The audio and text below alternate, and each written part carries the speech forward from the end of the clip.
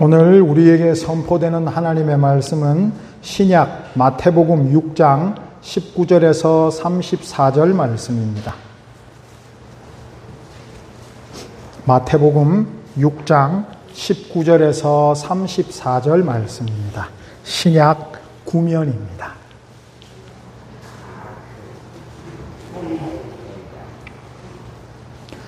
마태복음 6장 19절에서 34절 말씀 저희가 교독하시겠습니다. 너희를 위하여 보물을 땅에 쌓아두지 말라. 거기는 좀과 동록이 해하며 도둑이 구멍을 뚫고 도둑질하느니라.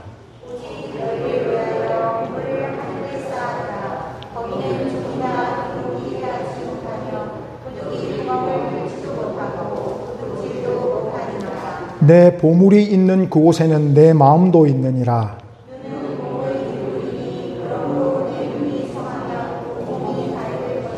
눈이 나쁘면 온몸이 어두울 것이니 그러므로 내게 있는 빛이 어두우면 그 어둠이 얼마나 더하겠느냐.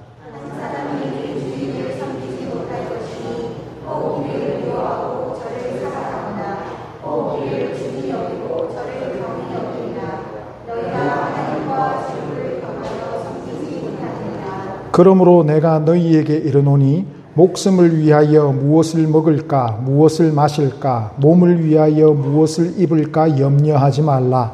목숨이 음식보다 중하지 아니하며 몸이 의복보다 중하지 아니하냐.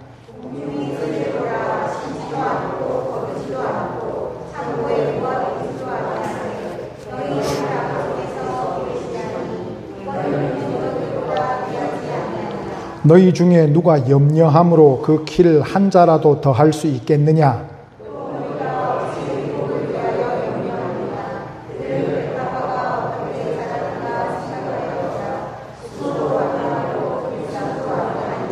그러나 내가 너희에게 말하노니 솔로몬의 모든 영광으로도 입은 것이 이 꽃 하나만 갖지 못하였느니라.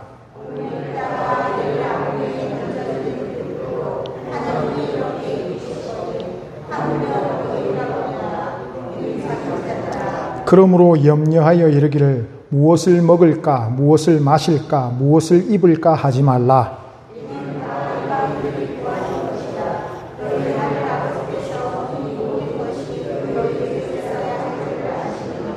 그런즉 너희는 먼저 그의 나라와 그의 의를 구하라. 그리하면 이 모든 것을 너희에게 더하시리라. 그러므로 내일 일을 위하여 염려하지 말라. 내일 일은 내일이 염려할 것이요 한날의 괴로움은 그날로 족하니라. 아멘.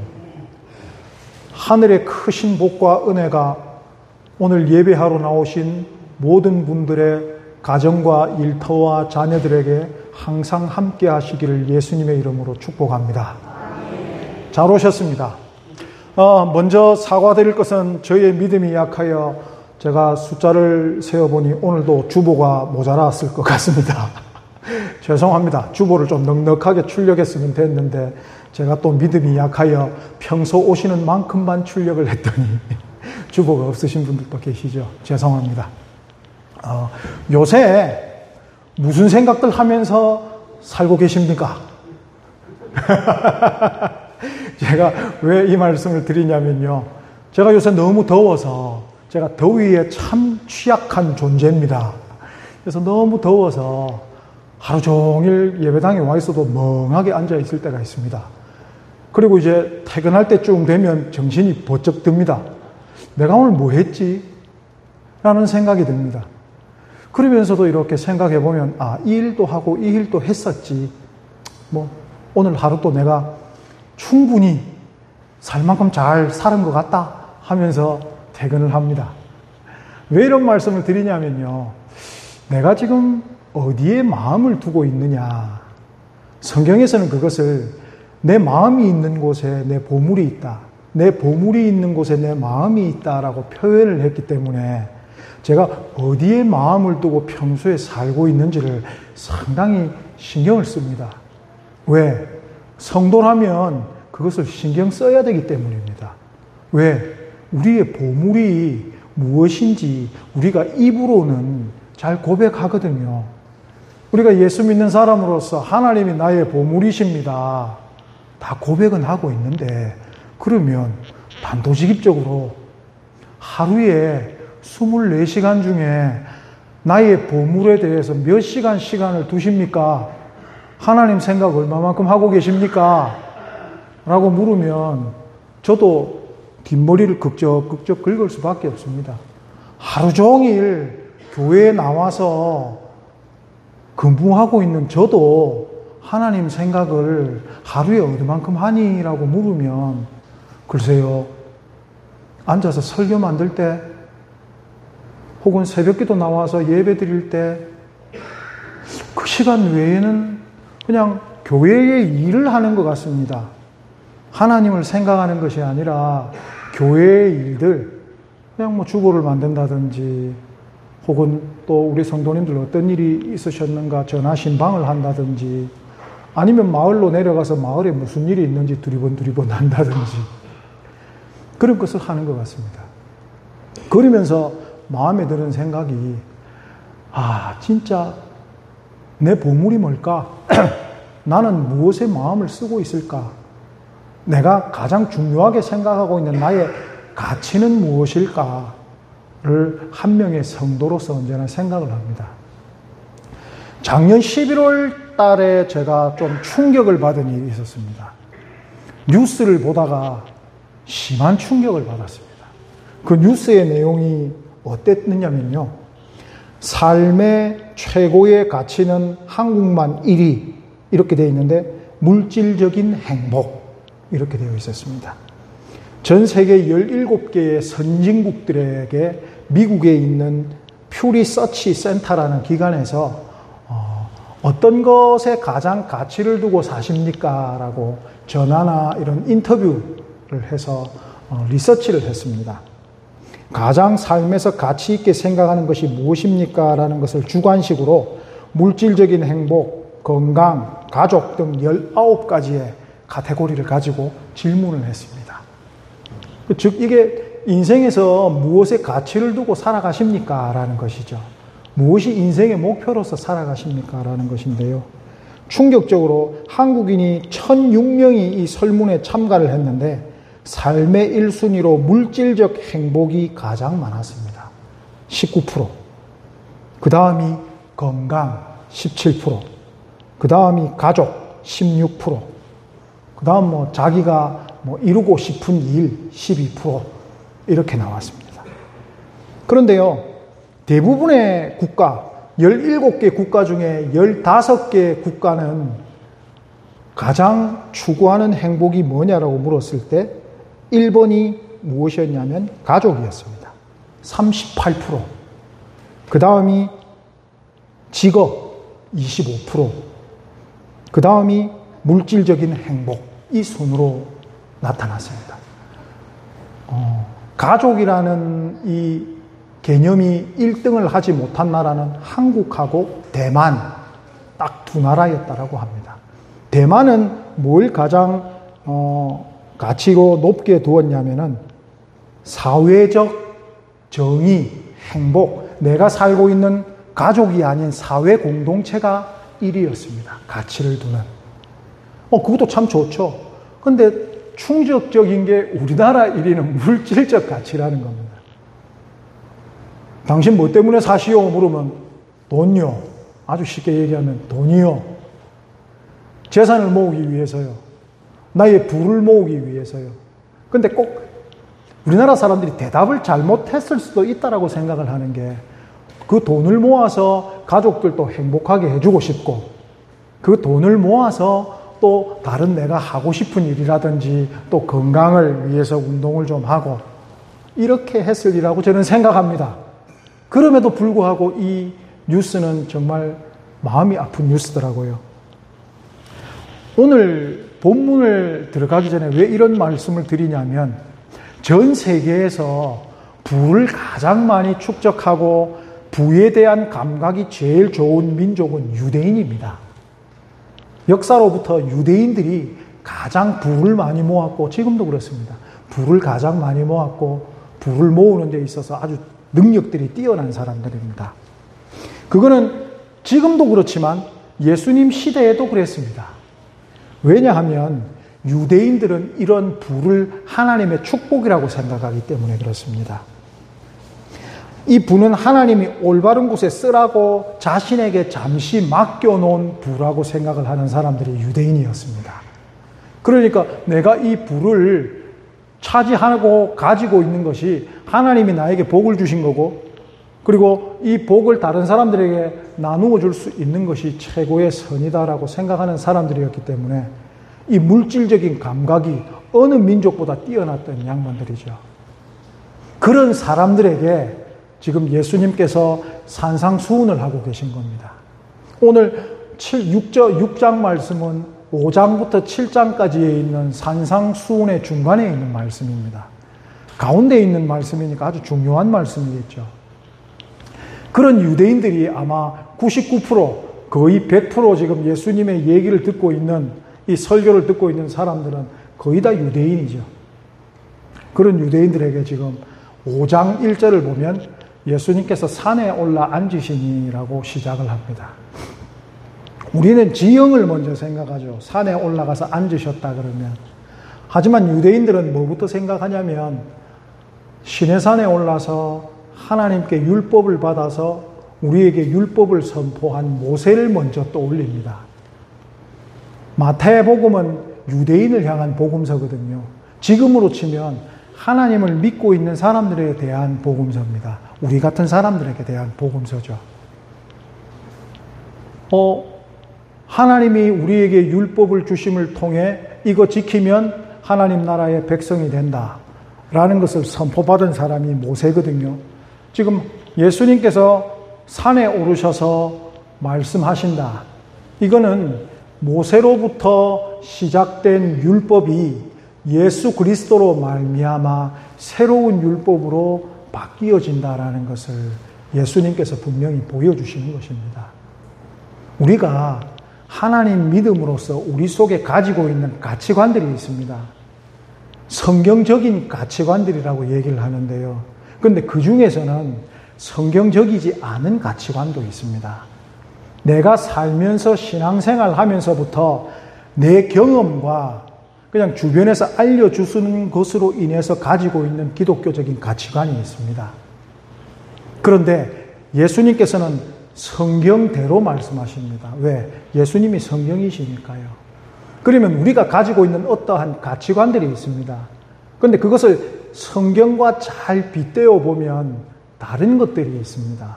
또 우선순위가 다른 것들이 있습니다. 결론부터 말씀드리자면 예수님이 무슨 말씀을 하시냐면 먼저 그의 나라와 그의 의를 구하라 라고 하십니다. 먼저 그의 나라와 그의 의가 무엇일까라고 생각하면 우선적으로 우리가 가지고 있는 생각이 있을 수 있지만 성경에서 얘기하는 예수님의 명령을, 계명을 우선적으로 실천하라 라는 의미입니다. 그래서 오늘 본문을 보시면 유대인들도 지금 한 방 맞고 있는 내용이 있고 저희들도 오늘 본문에서 한 방 맞아야 되는 내용들이 있는 것입니다. 왜? 우리가 성경대로 늘 살고 있지 못하기 때문입니다. 특별히 어떤 부분에서 오늘 물질적인 부분에서 그런 것입니다. 유대인들은요, 돈을 그렇게 잘 벌지만 또 무엇을 많이 하냐면 구제를 참 많이 합니다. 우리는 성경, 구약 성경에 나오는 우리네 성경에서 율법 613가지, 이것을 하라라는 248가지와 이것을 하지 말라라는 365가지를 알고 있지요. 그런데 유대인들에게는 성경이 더 있습니다. 우리는 구약 성경 얘기하지만 그들에게는 토라라고 부르는 우리의 구약 성경과 그 토라를 해석한 미시나나 미드라시라는 구약 성경만큼의 권위를 가진 성경을 가지고 있습니다. 그 성경에 보면 뭐라고 되어 있냐면요. 우리 성경하고는 좀 다르지만 너희들은 구제를 해야 한다. 그러나 구제를 하는 금액은 너희의 전 재산의 5분의 1을 넘기면 안 된다. 라고 얘기를 합니다. 이게 참 역설적인 건데요. 왜 구제할 수 있는 금액을 정해놨을까? 라는 것입니다. 하나님을 믿는 성도들의 최고의 행동적인 선이 뭐라고 생각하십니까? 각자가 다르게 생각하실 수 있는데요. 성경에서 분명히 선포되는 하나님의 백성되는 사람들의 최고의 선한 행위, 하나님을 닮은 행위는 뭐냐면 구제입니다. 그건 선포된 말씀이기 때문에 변할 수가 없습니다. 구제입니다. 하나님이 인간들을 먹여 살리고 구제하신다라는 개념을 가지고 있습니다. 그렇기 때문에 성도들도 자기보다 힘없고 가난하고 약한 이들을 살피고 먹여 살려야 된다라는 것이 하나님을 닮은 가장 큰 모양이다라고 성경이 선포하고 있습니다. 그렇다면 유대인들은 구제 많이 합니다. 그 돈 벌어서 하는 게 뭐하냐면 구제하려고 돈 버는 겁니다. 사실 목적이. 상당히 좋은 목적이죠. 우리도 그런 생각 있지 않습니까? 죄송합니다. 제가 이런 얘기를 해서 참 이게 강단에서 하는 얘기가 올바른가 모르겠는데 얘가 생각이 안 나서 그렇습니다. 집에 창고에 돈 썩는 냄새가 나실 만큼 돈이 많으십니다. 기분 좋으시죠? 기분 안 좋으시면 잘 모르겠지만 저라도 기분 되게 좋을 것 같습니다. 그러면 지금 하시는 헌금이나 구제나 봉사보다 많이 하실까요? 많이 안 하실까요? 모르시겠습니까? 똑같이 사람이 일관성이 있어야지 이러면서 똑같이 하시겠습니까? 아니겠죠. 더 많이 해야지라는 마음을 가지고 있습니다. 그게 다 사람이라면 그런 마음을 가지고 있는데요. 그렇다면 반대로 적을 때는 어떻습니까? 내가 가진 것이 적을 때는 내가 나중에 있으면 해야지. 있으면 해야지. 우리가 그런 마음을 가집니다. 그런데 하나님께서는 우리의 생각과 좀 다르십니다. 하나님이 없어서 가지고 오라고 하시지 않지 않습니까? 하나님께서 너희가 나를 만나러 올 때 빈손으로 오지 마라 라는 말씀을 구약에 하셨습니다. 그럼 우리가 하나님을 만나러 올 때 빈손이 아니면 마음이라도 가지고 오면 되겠지라고 생각할 수 있습니다. 예, 물론 그렇죠. 마음을 가지고 올 수도 있습니다. 그런데 오늘 본문을 보시면 보물이라는 것은요, 좀이나 동록이 해하지 못하며 도둑이 구멍을 뚫지도 못하고 도둑질도 못하느니라. 즉 실제적으로 형태가 있는 것을 말합니다. 생각이 형태가 있습니까? 생각을 훔쳐갈 수 있습니까? 보물이라는 것은 실질적인 형태가 있는 것입니다. 작은 것이라도, 아무리 작은 것이라도 마음을 담아서 하나님께 드리면 하나님이 그것은 크다라고 하십니다. 과부의 두렙돈을 생각해 보시면 그것이 얼마나 큰, 우리로 치면 한 300원 정도 되거든요. 헌금 여기서 300원 내실 분 계십니까? 그런데 예수님에게 칭찬을 받은 사람은 그 과부라는 겁니다. 우리는 마음만 있으면 되겠지라는 잘못된 성경적인 가치관을 가지고 있는 것입니다. 보물은 실질적인 것이고 실제적인 것입니다. 예수님의 말씀에. 예수님의 하늘에 있는 그 은행에 우리가 이렇게 이 땅에서 보물을 저축하듯이 넣어 놓는 것은 실제가 있다라는 것입니다. 그렇기 때문에 내가 마음은 있는데 못한다 라는 핑계를 대지 못할 것입니다. 유대인들이 아까 구제를 많이 한다 그랬죠. 5분의 1로 정해놨다라고 했는데 이게 참 이중적인 것이 있습니다. 그거보다 더 하고 싶은 사람을 율법으로 가로막아 놨다라는 것입니다.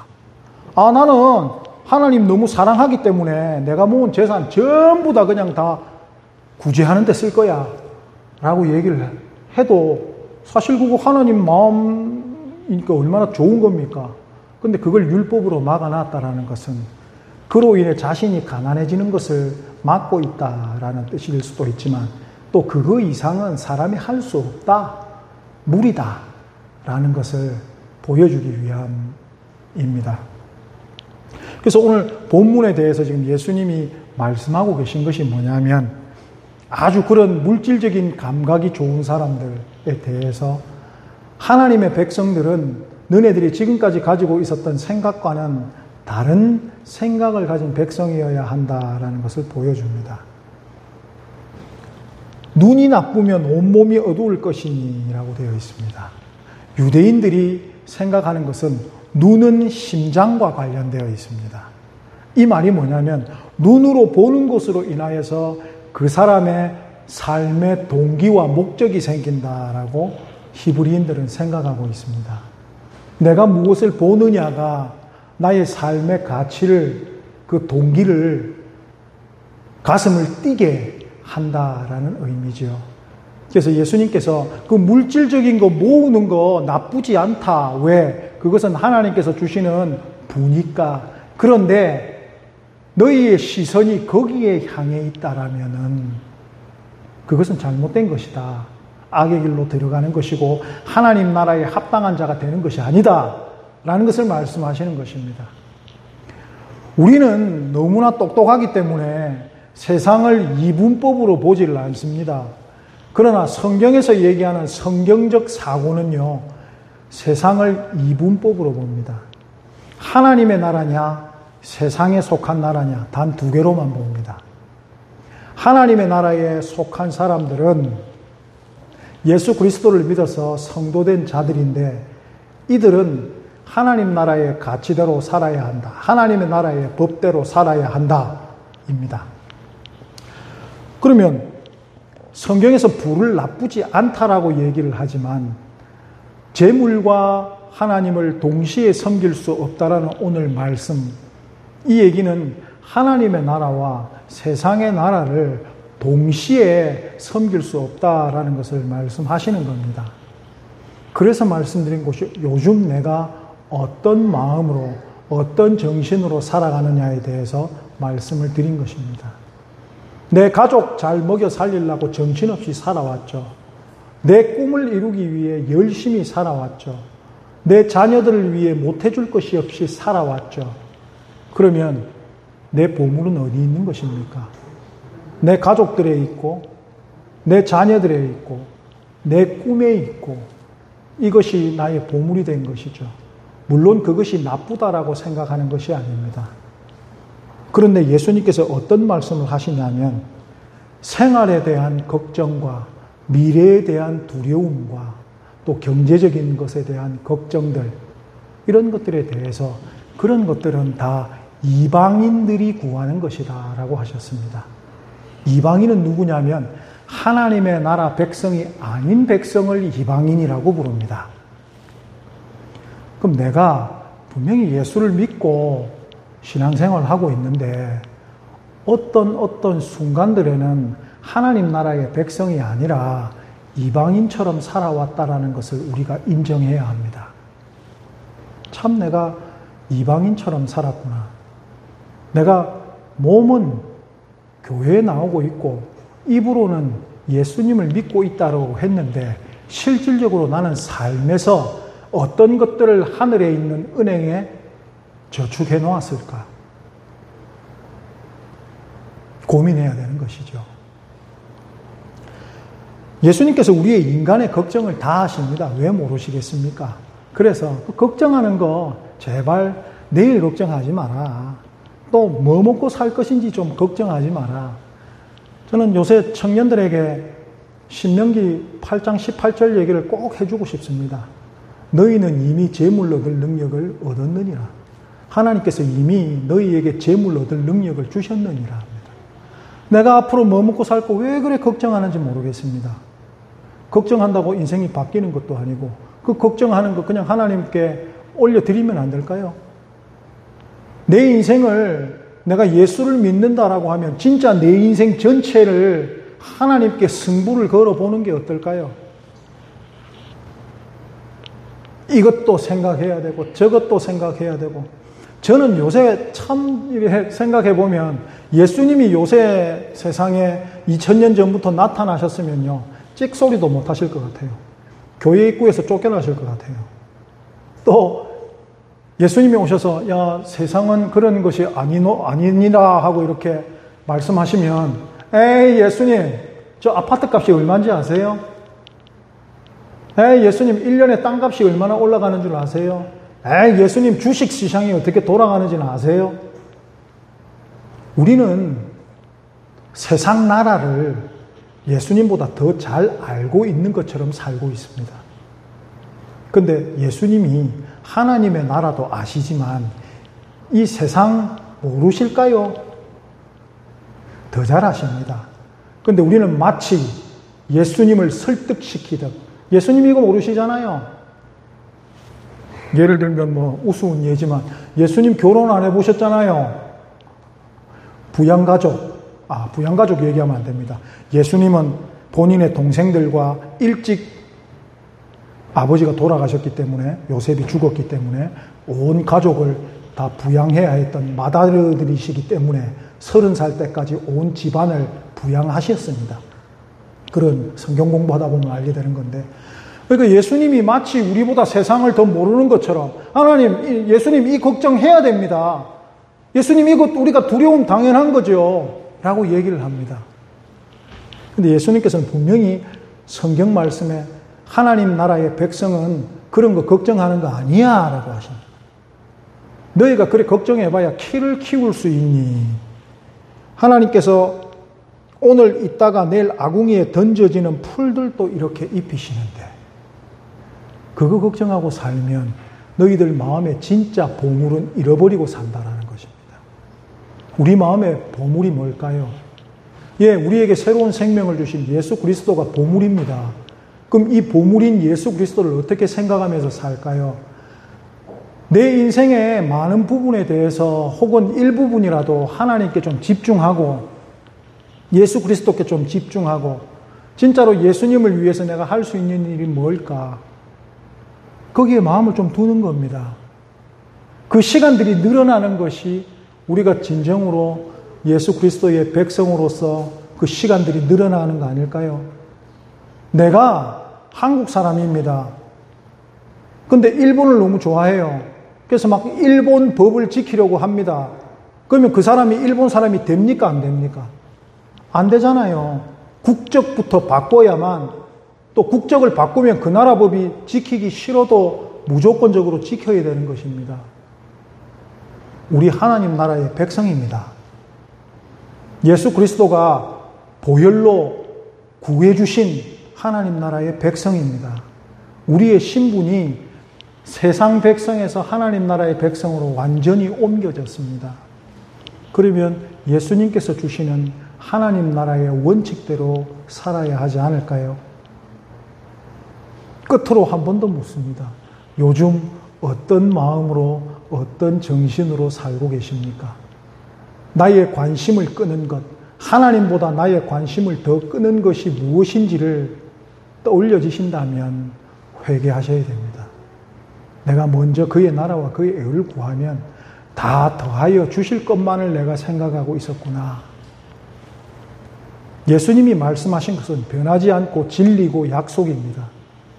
우리가 하나님의 나라를 더 생각하고 내가 가진 것이 적을 수 있지만 나보다 힘없고 약하고 가난한 이들을 살피고 교회를 위하여 하나님의 것을 분리하여 먼저 드리고